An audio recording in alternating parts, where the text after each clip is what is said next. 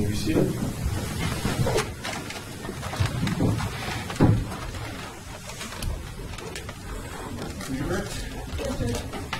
It's going to be pretty brief.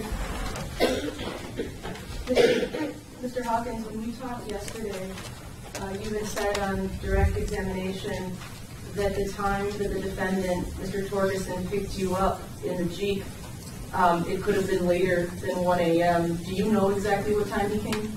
I really don't know, because it was, I feel like it was like in the middle of the night. And you mentioned just before that you saw that Mr. Torgerson had a keychain. I think there was some reference to Tweety Bird. Would you recognize that keychain if you saw a picture of it? Yes, I might remember it.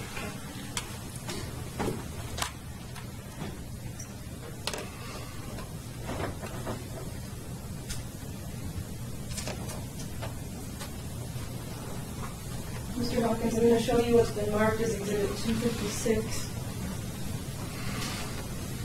Do you recognize that? I think it was something like this. And then if I could get the screens on, may I publish it to the jury? You may. I'd ask it to be admitted into evidence. Any objection? Yeah, foundation.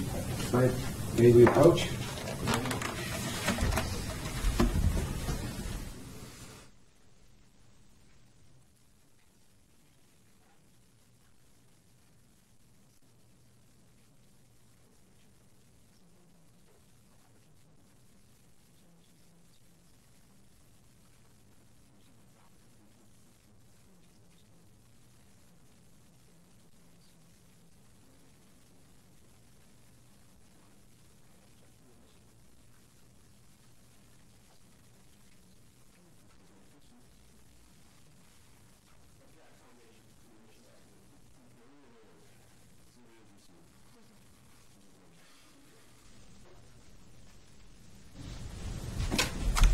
Is that similar to the keychain that you saw in Mr. Torgerson's possession in the early morning hours when you were with him at the apartment of Stephanie Lowe? Yes, ma'am.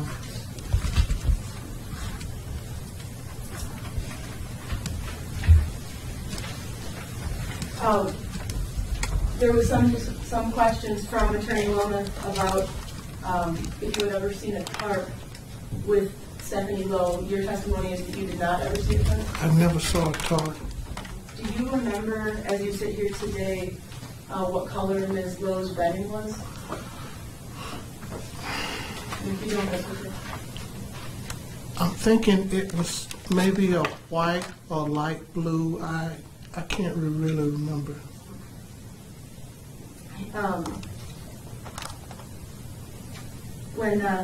When you were testifying both on direct and on cross, it seemed like time is something that you might struggle with. Have you struggled with like amounts of times that things take and things like that in the past? Yes. And same thing with memory. For things that happened a long time ago, do you struggle to remember exact dates and times that things happened? Yes.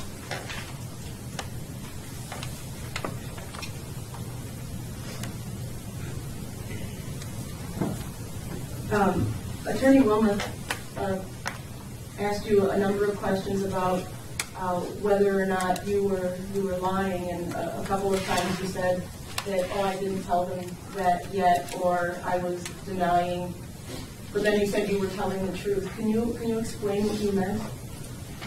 Well, it's like I keep a lot inside, and I don't really, conversate with a lot of people, and I just, I'm like a loner, I don't, a lot of things I just don't, talk about.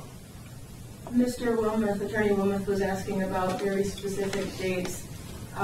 There was a long time while this case was going on that you didn't talk about what you did with Stephanie Lowe, right? Yes. And is what you're telling the jury yesterday and today what actually happened? Yes. And before, when you weren't talking about everything that happened with Stephanie, I know you said that you were scared. Did Mr. Torgerson make any threats to you? Yes. Do you have children, Mr. Hawkins? Yes. Did Mr. Torgerson specifically threaten your kids? Yes.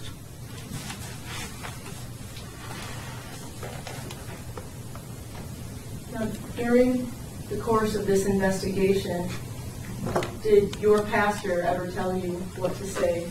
No. He just told me to tell the truth. Did the detectives ever tell you what to say? No. Did myself or Attorney DeFore ever tell you what to say? No. What was the only directive, if any, ever given to you? I feel like if I tell the truth, it'll be a lot of relief off me.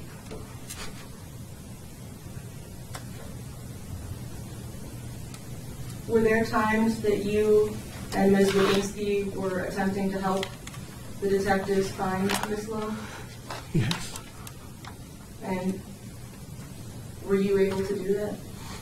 Yes.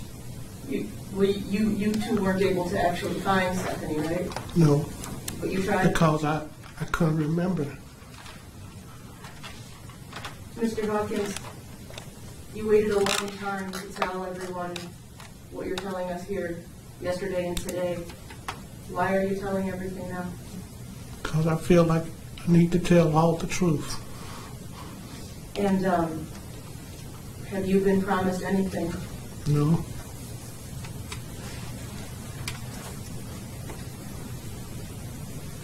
I don't have any other questions for you, Mr. Hawkins. Thank you. Just a couple, Judge, off of those inquiries.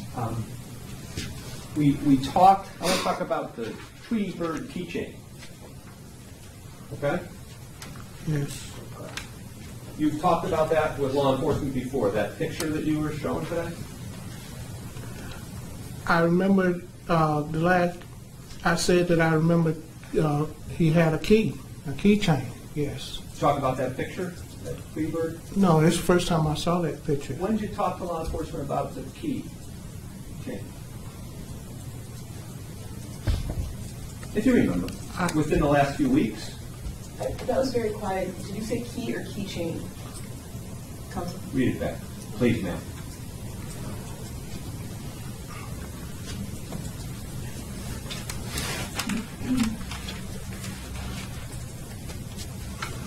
Question, when did you talk to law enforcement about the keychain?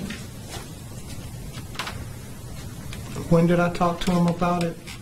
I mentioned to him that he had a key to get in the apartment. A key? Yes. What about the key chain? That's when they mentioned to me how I saw what I remember, that key, that picture. When did they show you this picture? When they showed it to me? No, I remember seeing it now. First time? Yes. May 3, and I trust keys were on a keychain like this. This wasn't that. I think it might have been maybe one or two keys. I don't know, because he kept the key, in his pocket. And he used it to get into the residence. Yes. Okay. But on May 3, 2013, you told, remember when Jennifer Holtz, the woman seated right here, along with other law enforcement officers, wanted to walk you through the morning of October 10, 2010, from the point you were awoken by Torgerson. Remember they wanted to go step by step? Yes? Yes. And they said Hawkins was picked up by Torgerson and they went straight to Stephanie Lowe's apartment, right? Hawkins followed Torgerson up the stairs to the apartment, and Torgerson opened the door without a key and without gloves or any type of covering on his hands. Do you remember saying I that? don't remember saying that. Because that ain't true. He had a key. That's not true. He had a key.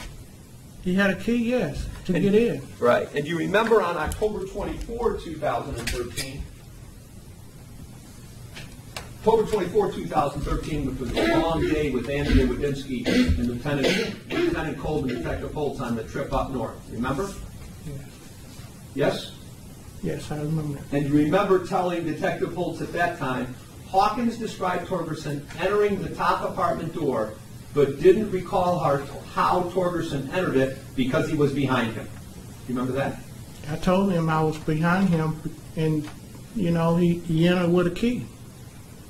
Right, but did you tell Detective Holt, but didn't recall how Torgerson entered because he was behind him? No? I don't remember saying that. Okay. Mr. Torgerson, is your testimony, has threatened your children? Yes. And he know my children and ex-wife. When did this threat occur? Occurred afterward. The day you came back from Wabena?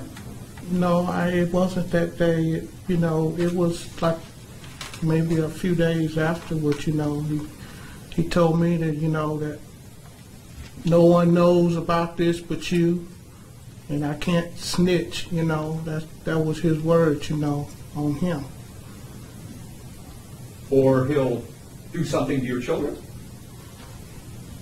Is that what he said, or were you just worried about that? Or what? Yes, sir. He said that.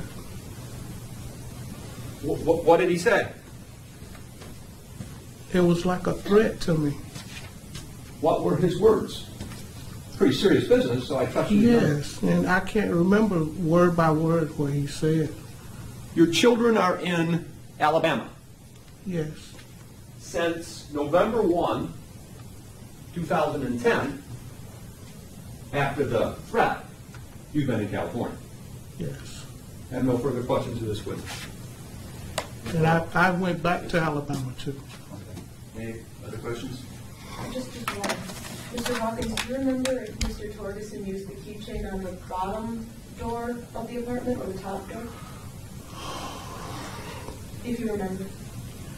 I can't really remember. I just saw him just use the key. I was below him. I don't have any other questions. Thank you. You may sit down. Your release from Ms. Kina.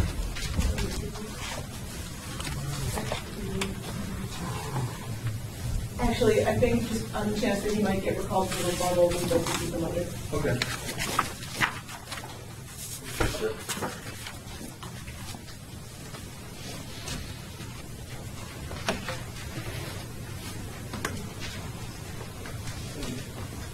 The next witness.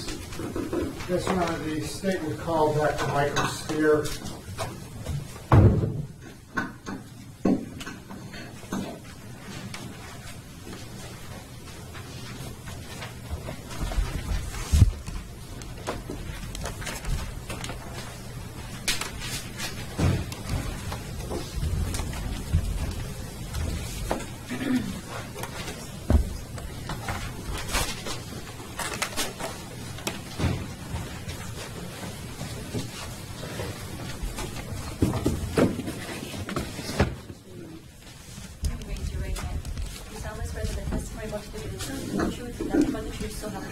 I do.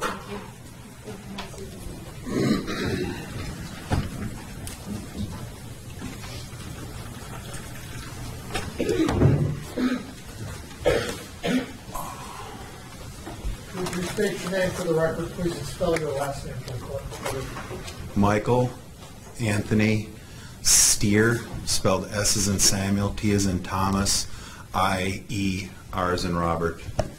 How are you employed, sir? I'm an associate professor of forensic pathology at the University of Wisconsin School of Medicine and Public Health And how long have you been so employed? since July of 2001. And were you so employed in September of 2014? Yes. What, as an assistant professor of forensic pathology, let's talk about first your teaching responsibilities. What teaching responsibilities do you have with that position? I do some limited teaching to undergraduates. I do a fair amount of teaching to medical students at the School of Medicine, a lot of teaching to the pathology residents who are physicians in training, and a fair amount of teaching to law enforcement and death investigation in the state of Wisconsin. And what other duties do you have besides your teaching duties as the assistant professor? Well, the teaching responsibilities are a small portion of my job responsibilities. About 15% of allocated time is for teaching, and the bulk of my work is doing clinical work, and my clinical work is exclusively forensic pathology. We're going to talk about what forensic pathology is in a minute, but I'd like to focus first on your education and your training. What is your undergraduate degree in, and where do you have that from? I have a Bachelor of Arts degree from the University of Wisconsin-Madison in bacteriology. I received that in 1988. After you completed your bachelor's degree, where did you go next? Well, right after undergraduate, I went to work in the private sector in a pharmaceutical company in southern Michigan for about a year doing research. And then what did you do? Then I went to medical school And where did you go to medical school? at the University of Wisconsin in Madison. And did you graduate from medical school? Yes. After you graduated, did you do a residency? Yes. What did you do your residency in?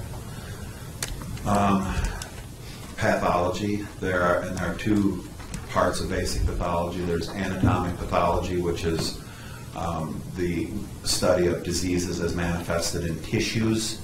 So, for example, if you have a mole or something on your skin that's removed, it goes to the pathologist. They look at it and make a diagnosis and say it's nothing to worry about, or it's cancer, whatever. That's anatomic pathology. That also includes postmortem examination, which is autopsy. Then there's clinical pathology, which is the study of disease as manifested in fluids such as abnormal urine, abnormal blood, sputum if you have pneumonia. So some physicians do anatomic pathology residency, some do clinical pathology residency, and the third category is combined. And that's what I did. I did a residency in combined anatomic and clinical pathology. And where did you do your residency? At the UW in Madison. And did you complete your residency? Yes. Do you have any board certifications? Yes. And what board certifications do you have? So I have a board certification from the American Board of Pathology in anatomic and clinical pathology, and also forensic pathology. What does a board certification mean? Well, it means that you've completed successfully accredited training in pathology at an accredited institution. So getting pathology training, to get appropriate training, you have to go to an accredited institution and then demonstrate competency in your residency. You apply to take an examination, and then you take an exam. For me, the examination was 3 days, and then you pass or you fail. And is your board certification current at this point in time? Yes. How long have you been working as a pathologist? Well, in my current position since July of 2001. May I approach your Honor? Dr. Steer, I'm showing what has been marked for identification as Exhibit 211. Could you tell me what that document is?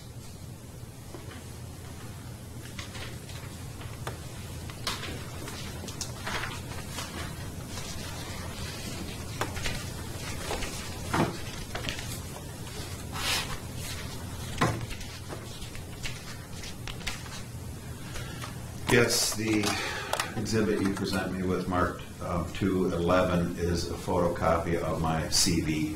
All right. And your CV is essentially a listing of your qualifications as an expert? Well, and academical activities, my qualifications really are the first 2 pages, and the next 10 pages are just academical achievements and such. Your Honor, I move the admission of Exhibit 211 at this time. No objection. It is received. Now, Dr. Steer, you talked about forensic pathology, and I believe there's also a term of forensic autopsy. Are you familiar with those 2 terms? Yes. Right. First off, what is a forensic pathologist? A forensic pathologist is first a pathologist, that is someone who's graduated medical school and gone to an accredited training program in general pathology and completed that, and then has attained board certification in general pathology. Then undertaken specialized training in forensic pathology at an accredited institution and getting board certification in forensic pathology, which is the focus of medical legal medicine, such as death investigation that relates to oftentimes unnatural processes such as homicides, accidents, suicides, etc. And what is a forensic autopsy? Well, the proper forensic autopsy is I guess by definition, a post-mortem examination that is performed by a forensic pathologist with the focus of determining cause and manner of death, as well as discovery of other relevant information as it pertains to the death. And post-mortem means after death, correct? Yes. And I know we'll use the term later, ante-mortem is before death, correct? Correct.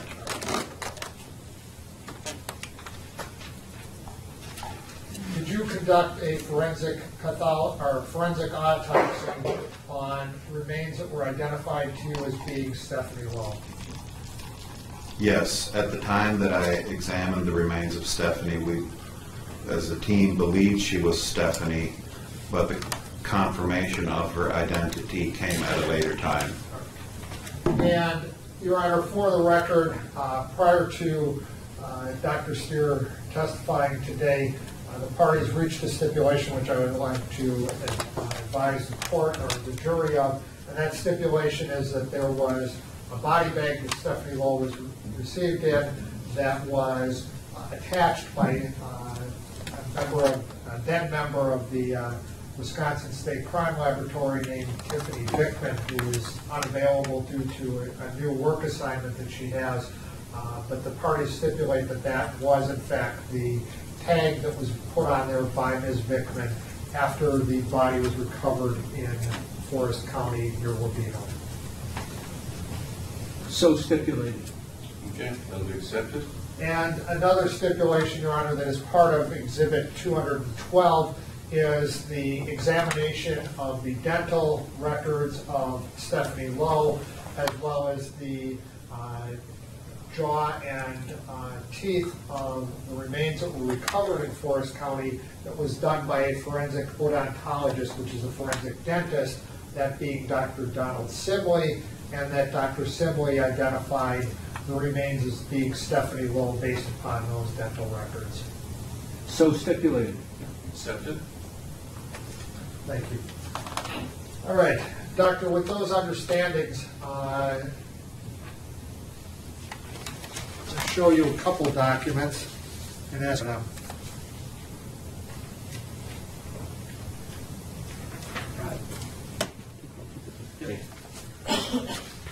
Can I approach, Your Honor? Yeah. Doctor, I'm showing you first what has been marked for identification as exhibit number 212. Can you tell me what that document is?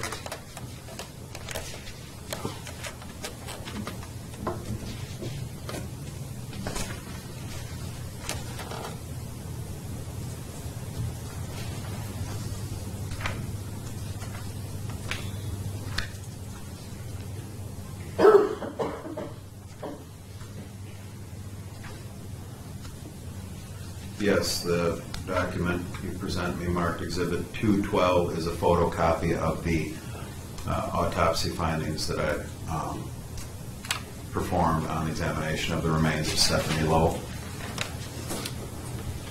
And that includes an addendum that you authored on March 9th of this year? Yes. All right. And it's showing you what has been marked for identification as Exhibit 213. Can you tell me what that document is?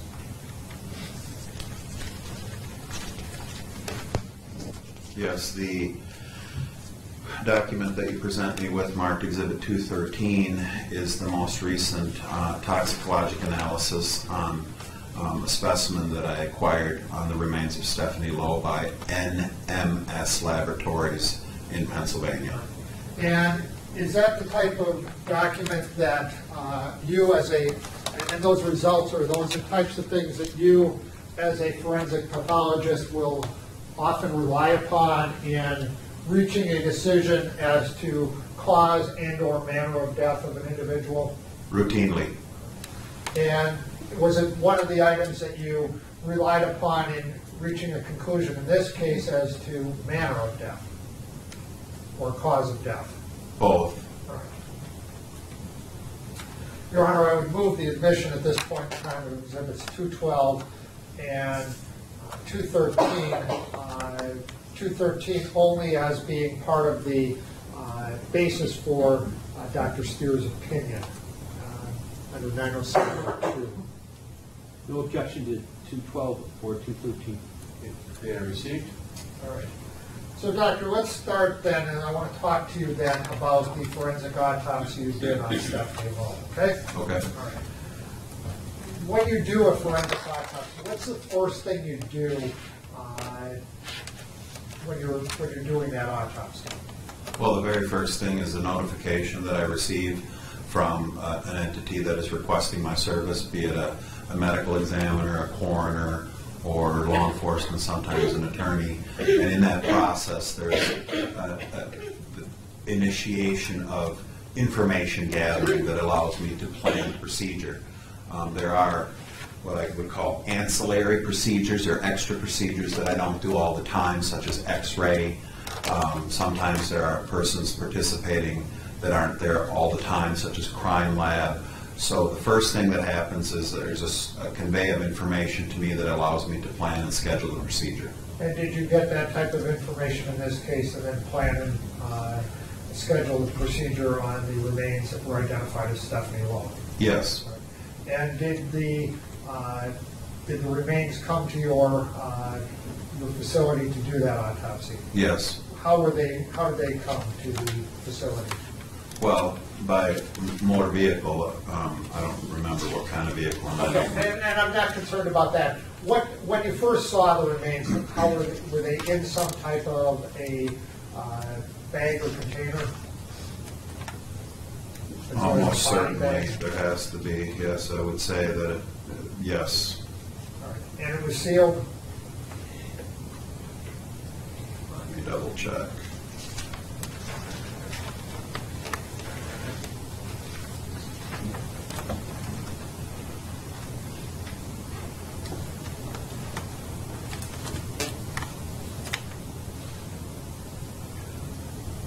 Yes. All right. And that seal was broken, and then you opened up the bag, I assume, correct? That's correct. All right. What did you observe first when you opened the bag?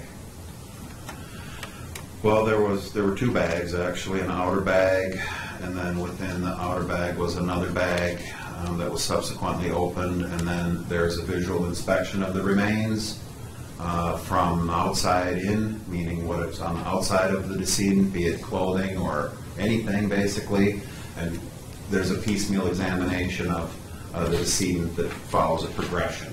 So for clothing, for example, is removed, documented, then surface of the nude body, and then inside, etc. All right. What did you first observe about the remains of Stephanie Lowe when you opened the second of the body bags? Clothing. All right. What type of clothing? Goodness, there's a long sleeve shirt, a white Fruit of the Loom long sleeve shirt that is a size 2XL, which was not on her per se, as this jacket is on me, but was with the remains. It wasn't on her, like she wasn't wearing it. Let's see, what else do we have?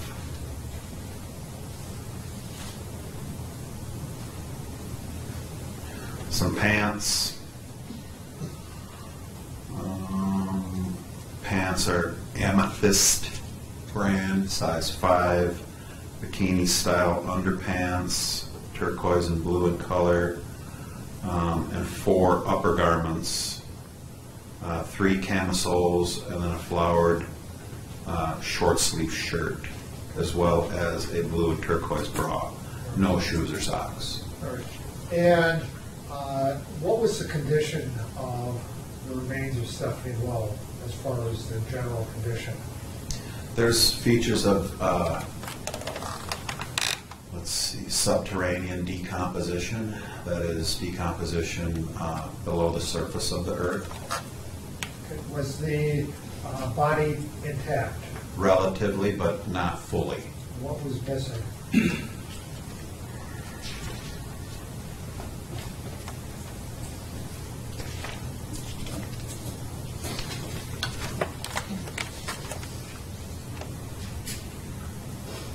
The feet were not intact.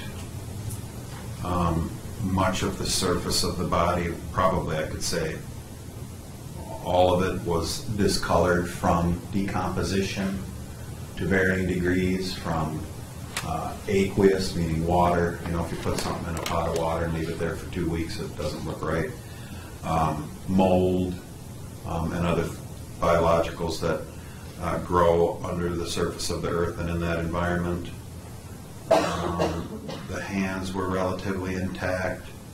And then there was more distortion of the remains, such as the eyes. Don't think we had any eyes, actually. Let me see here. You know, there's fragmentation of the skin. As I recall, the eyes are not intact. And how would you characterize the degree of decomposition of the body? Well, it's a unique environment. It's actually somewhat preservative. Historically, humans prior to modern refrigeration have used burial of foodstuffs as a way to preserve food. It's an environment that is protected from animal predation. It's an environment that is protected from sunlight. It is relatively protected from snow, rain, ice. So while the remains are decomposed, the degree of decomposition I would put in a category of, say, mild to moderate, comparatively speaking, because the condition in which, or from which Stephanie's remains were recovered is fairly protective, if you will. And Doctor, take a look, if you could, at page 1 of your autopsy report under item 2, under findings and diagnoses. Yes. You indicate there moderate to severe decomposition? I do. Okay. What does that mean? Well, it's a little more advanced than what I just referred to. I mean, you know, the surface of her body is distorted from decomposition, from mold, and from just a degradation of the tissue, which occurs in all of us after we die. So in this narrative, I say moderate to severe, but I would have to say under oath, I would put it a lot more in the moderate category than severe in the overall perspective of degrees of decomposition as it relates to the whole spectrum of what I do. Okay. So severe might be where there was very little of the tissue. Well, if I receive a skeleton or parts of a skeleton with no tissue at all, I would say that's severe. Okay. And it wasn't that severe? No, not at all. How, as far as the skin that was present, and there was significant amounts of the skin remaining, correct? Yes. Did that skin tear easily as you were conducting your autopsy? Yes.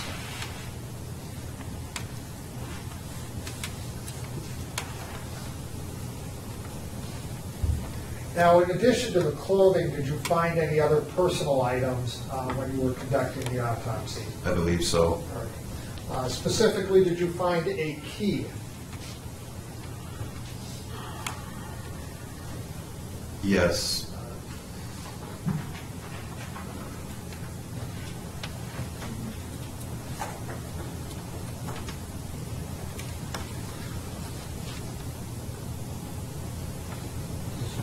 That's the key right there in the shirt pocket. It isn't on there yet. Where was the key found, Doctor, if you recall? Your report, that's fine.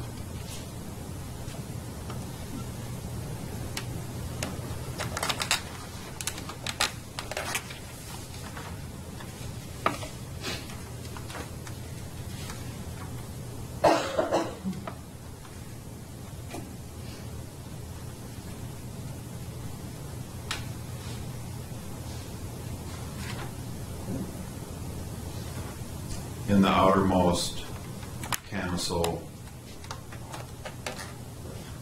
May I approach, Your Honor?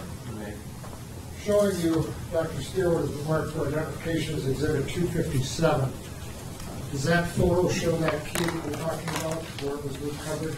Goodness.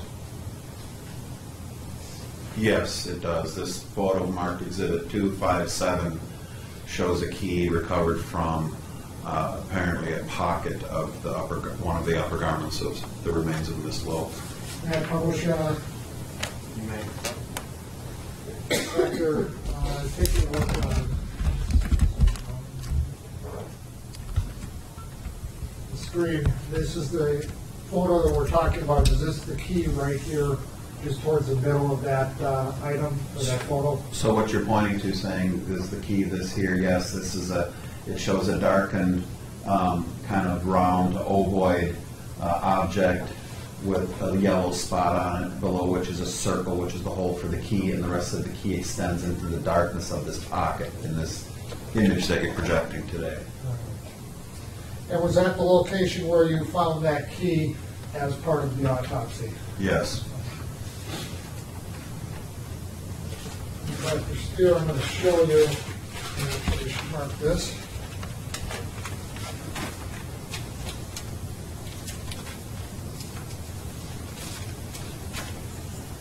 .258 Council.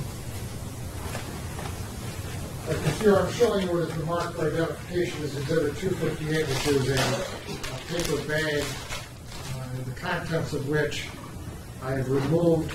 Is that the key which you observed? It appears to be. What you just showed me all still bears a remnant of the yellow spot that we see on the photo that's projected in the courtroom. Your Honor, I move the admission of Exhibits 257 and 258. There is no objection. Okay, both exhibits are received.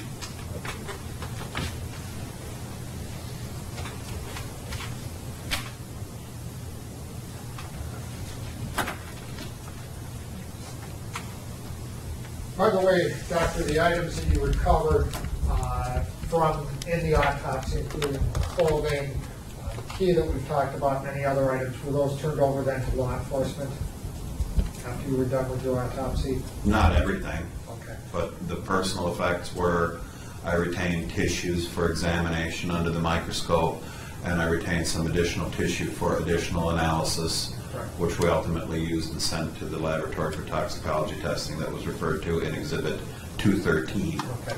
Right. I meant the personal Yeah, items. yes, sir, yes. In addition to the key, was any other personal items recovered besides the clothing? Anything, any identification items? I think so. And specifically, was an ID card recovered? Yes. And where was that recovered from, if you recall? Let's see, I think it was in the bra.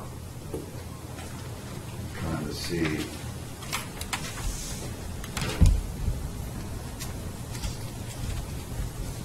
Yes, in or about the brassiere.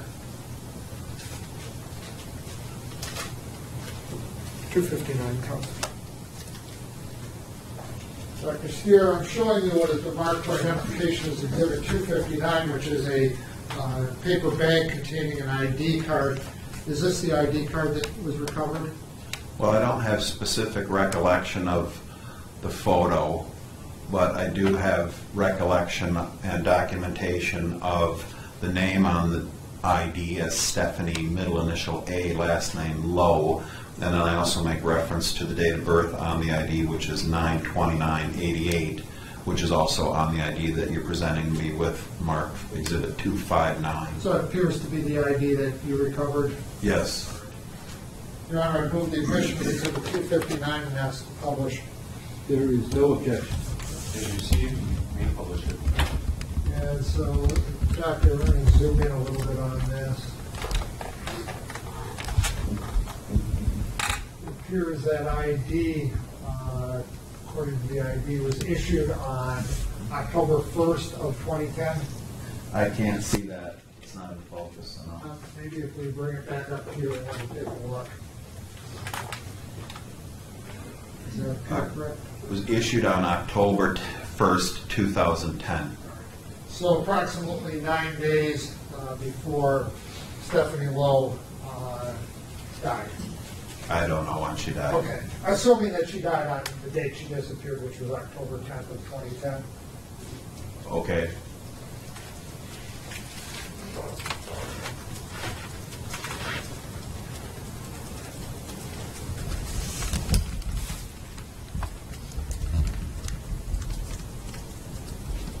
And so that it's clear, you are not able, based on your examination, to determine a time of death or a date of death? I am not, that is correct.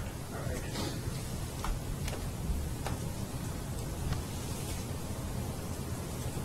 Now, did you also examine the hands and the fingers of Stephanie Lowe? Yes, And did you recover the fingernails of Stephanie Lowe? some. And did you notice any injuries to any of her fingernails? I'd specifically refer you to page 2 of your autopsy report under evidence and specimens, and maybe direct your attention. So under evidence and specimens on page 2, I do make notation that 2 nails, fingernails that is, were recovered and retained, 1 from each hand. But on page 4,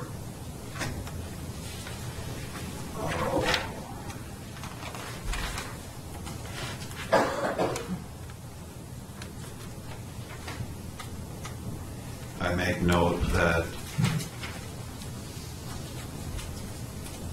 5 fingernails were present on each hand. Right, and it indicates, and let's just start with that.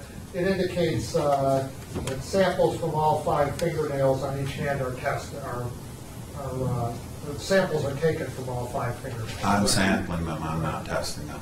Correct. But under the evidence and specimens, would be the third line down. Does it indicate that there was any trauma to any of the fingernails? Yes. Right. What trauma did you observe? Well, the fingernails are irregular, which implies, well, it's self-defining. The fingernails are irregular, at least 2 of them, which could mean, given the protective environment in which the remains were retrieved, it implies that some irregularity occurred to these fingernails prior to Miss Lowe's remains being in the burial. So that could be biting of the nails, irregular biting, could be fracture of the fingernails from grasping something that is rigid. It may fracture them. There's a variety of scenarios in which fingernail irregularity can arise. And could they be from defensive wound? Could they be defensive in nature? In other words, from defending herself as she's being attacked? Could be.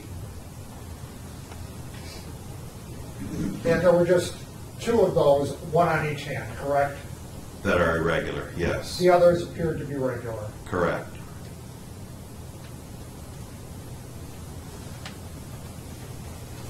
Did you also notice any other injuries that you felt could be defensive wounds on the body of Stephanie Lowe? Possibly. And what was that? A linear wound to the ventral surface of the left wrist. That's the surface opposite of where a wristwatch would normally be, showing the face. So the surface of the wrist that is on the same side as the palm of the hand. And what type of wound did you observe there? Well, this has to be discussed in the context of decomposition. So my report states possible incisive wound, but there's a linear defect of the skin of the wrist on Stephanie on her left wrist. And what's an incisive wound? An incision is a cut. Those are interchangeable. They mean the same thing. So a cut from a knife? Well, a cut from something sharp. Or a sharp instrument? Something sharp. Okay. As opposed to a cut from, striking a surface or something like that, which would be different. That's not a cut. That's a laceration. Right. So, yep. Okay. And I was going to get to that. I Okay. understand that. I just wanted to make sure that we were all understanding each other. And that injury could be consistent with a defensive wound. It could be, yes. And again, considering the age and the degree of decomposition, it's harder to tell those types of things. Well, it's not so much the decomposition, but it is the condition in which, or the circumstances in which a wound is sustained. So for the jury in the courtroom, a defensive wound is any wound sustained in defensive posturing. So if one has a bruise on the forearms from trying to protect your head during an assault, that's a defensive wound. Grasping a sharp object with a hand to protect oneself and sustaining a cut or incision is a defensive wound. I really don't have any idea as to how this potential injury was sustained, but it could be a defensive wound. And was there anything else recovered, items of physical evidence besides the clothing, the key, and the ID that were recovered as well? Well, we have, physical things. Yes. Well, we have the teeth, which were sent to Dr. Simley for confirming the identity of the remains, and where do I have that? Hold on a minute.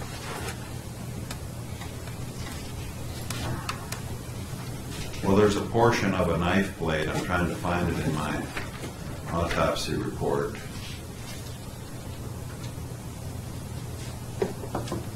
Yes, there was a portion of a blade of a knife, a single-edged blade, as opposed to a double-edged blade. And where was that recovered? Along the left side of the remains of Miss Lowe. All right. And was it above or below the clothing? Kind of on the clothing, I think. Was it below some of the clothing and above some of the other clothing? I don't remember.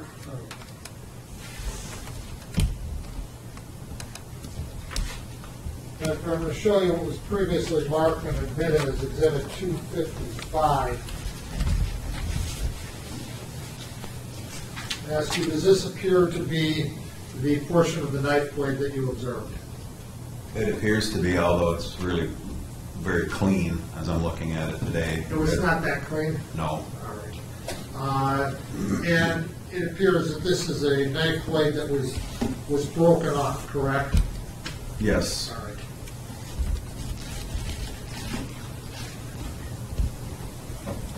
And in your experience, does it take a fair amount of force to break a knife like that? It really depends entirely on the Rockwell hardness of the steel. Okay. Is that 225? 225, yes. Did I say 255? I did, sorry. 225 is correct. That actually hasn't been received. Thank you. It's indicated by the clerk that that hasn't been received yet. It hasn't? I would move its submission at this point. There is no objection to the submission. Okay, that is received.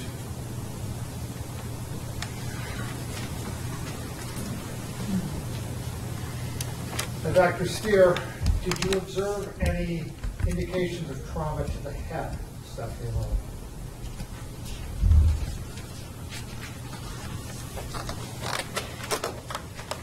Yes. What did you observe?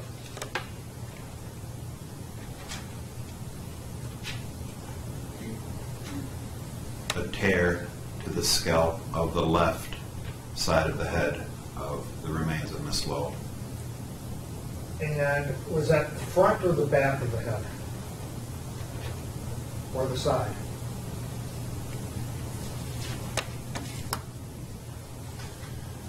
Well, correction, there's actually two Okay. areas of probable injury. One to the right, what's called frontotemporal, which is, well, the temple is the side of the head and the front is the frontal, so in between is frontotemporal. That appears to be, it's a discoloration that suggests bruising. Okay, it's a discoloration. But there's also a tear, which is a laceration, not an incision, not a cut, it's a tear, to the left temporal occipital region. So temple is to the side of the head, frontal is the front, and occipital is the back. So left temporal occipital would be between the side and the back on the left side of her remains. And did Did you observe any internal evidence of any trauma in those areas where you observed those two external areas of trauma?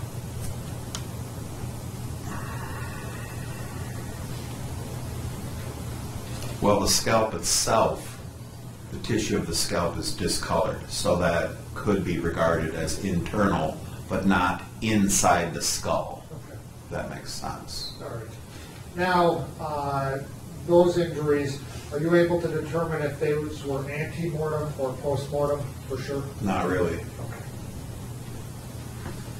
Do you observe any injuries to the neck area? Not definitively. All right. Could there have been an incisive, in other words, a cut to the neck that you were not able to observe?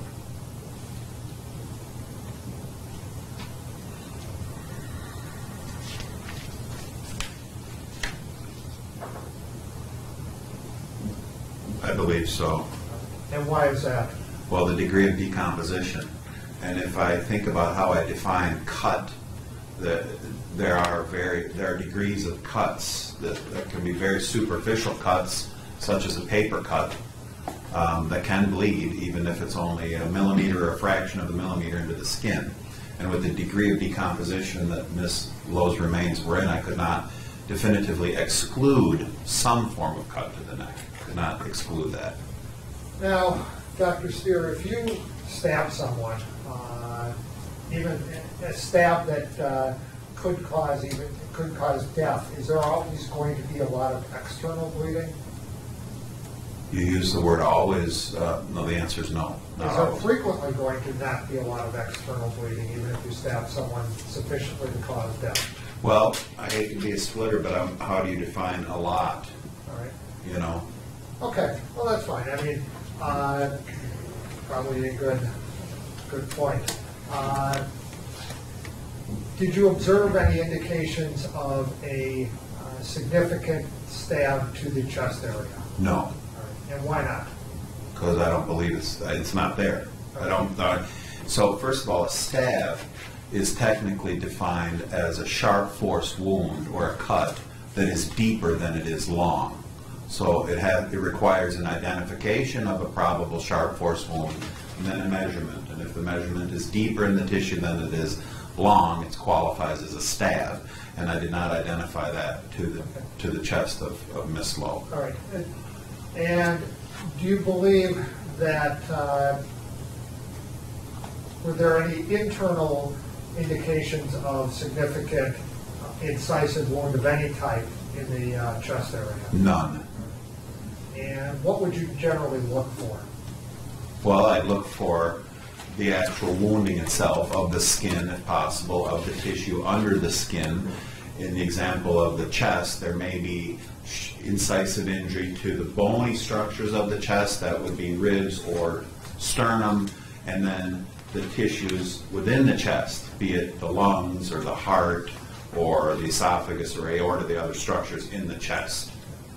And you didn't observe those? Hold on, I didn't finish. sorry. And bleeding from that if they are ante-mortem, that is, wounding sustained during life, which one assumes is during blood pressure and a pulse. And would you still observe those after, say, 4 years if the body was in the ground? You say observe those. So if The bleeding that you're talking about. yes, if there's significant internal bleeding, that would be very easy to identify because of the degree of protection of the chest, both by clothing and skin, and then the compartmentalization of the chest itself, not to mention the burial. There's no sharp force injury to the chest of the visceral structures, that is the lungs or the heart. Okay. Could there have been some minor sharp force injury to the chest, superficial, that you would not be able to observe? That's possible.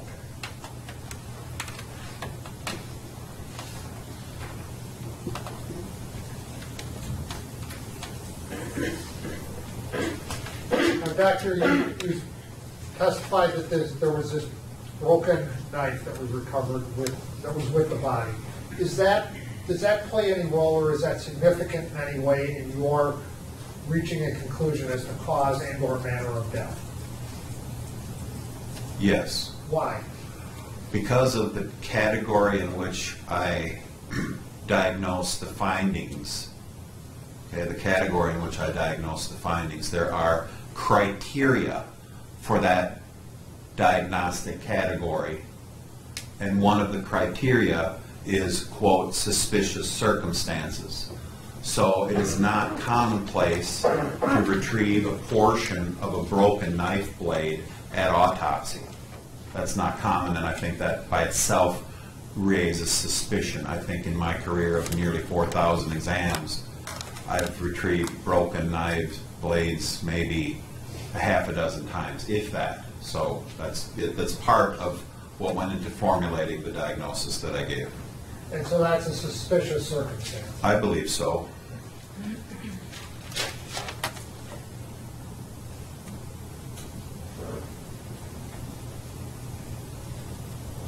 And doctor, is the circumstances of the burial also a circumstance that you consider in determining cause and or manner of death? Yes. And why is that? In the same way that I interpret the knife blade, the circumstances of the recovery of the remains of Miss Lowe are create suspicion in and of itself. And by the way, going back, you said there were a number of times, I think it was either a half dozen times where you've recovered a portion of a knife. Yes. That was recovered. Were those circumstances where you were able to determine the cause of death as being homicide? Irrelevant. Irrelevant. Object. Other cases. Overruled.